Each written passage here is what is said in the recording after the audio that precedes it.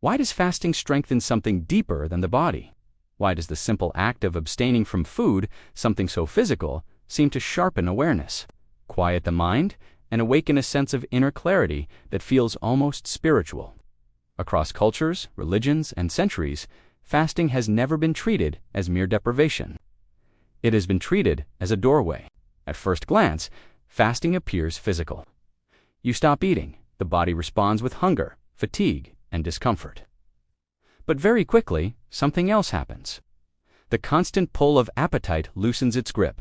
The background noise of desire becomes quieter, and in that quiet, attention turns inward. This is where the strengthening of the spirit begins.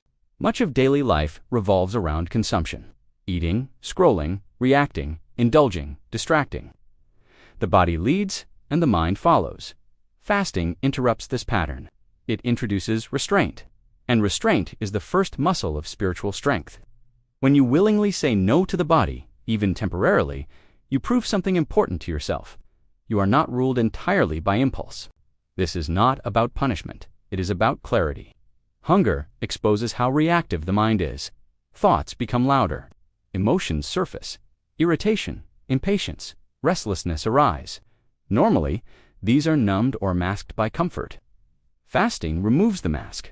It reveals what lives beneath habitual satisfaction. As the body adjusts, something shifts. The initial discomfort gives way to steadiness. Energy stabilizes. Awareness sharpens. Many people report heightened focus, vivid perception, and emotional sensitivity. Scientifically, this is partly due to hormonal changes and metabolic shifts. But spiritually, it represents something deeper. Attention is no longer scattered. When digestion slows, the body redirects energy. The mind becomes quieter. The constant cycle of craving and fulfillment weakens.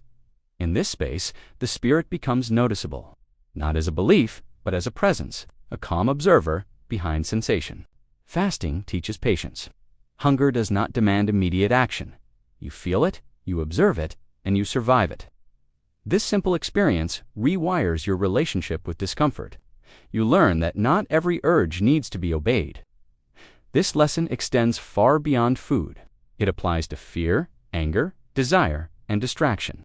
Spirit grows stronger through discipline, but not rigid discipline, voluntary discipline, chosen restraint.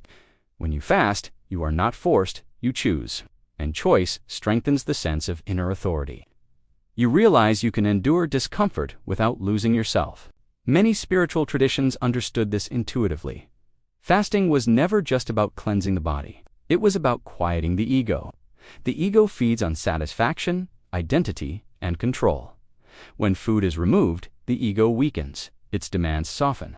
Its voice loses urgency. In that weakened state, humility emerges. You feel small, dependent, human. This humility opens space for reflection, gratitude, and connection. The spirit does not grow in excess. It grows in simplicity. Fasting also creates presence. When hunger arises, you are pulled into the moment. Sensation becomes vivid. Taste, smell, sound, and awareness intensify. Life feels sharper. This heightened presence is not accidental. It is what happens when the mind stops numbing itself. There is also an emotional purification that occurs. Stored emotions surface when distractions fall away. This can be uncomfortable, but it is part of the strengthening. The spirit grows by facing what has been avoided, not by bypassing it. Importantly, fasting reminds you that you are more than your body. The body complains, the spirit observes. And over time, you notice something powerful. You are still here. You are still aware. Even when the body is unsatisfied. This realization reshapes identity. You stop identifying solely with appetite, comfort, and immediate gratification. You recognize a deeper layer of self that remains stable regardless of circumstance. This stability is spiritual strength. Fasting also cultivates gratitude. When you return to eating, food is no longer automatic. It is appreciated. Presence returns to the act of nourishment. Gratitude strengthens the spirit because it anchors awareness in appreciation. It is important to say this clearly. Fasting is not about extremes. It is not about harm. It is not about denial for its own sake. Spiritual fasting is intentional, respectful, and temporary. Its power comes from awareness, not severity. When done consciously, fasting becomes a mirror. It shows you how attached you are, it shows you how reactive you are, and it shows you how resilient you can be. The spirit does not grow stronger because the body is weakened. It grows stronger because awareness becomes clearer, because discipline replaces impulse, because silence replaces noise. In a world built around constant consumption, fasting is a radical act. It says, even briefly, I will not be owned by appetite.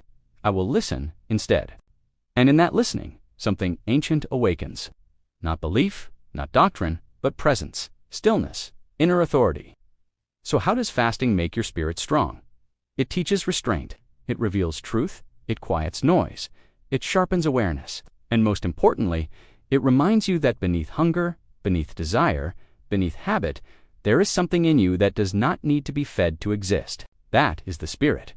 And once you touch it, even briefly, you never forget where strength truly comes from.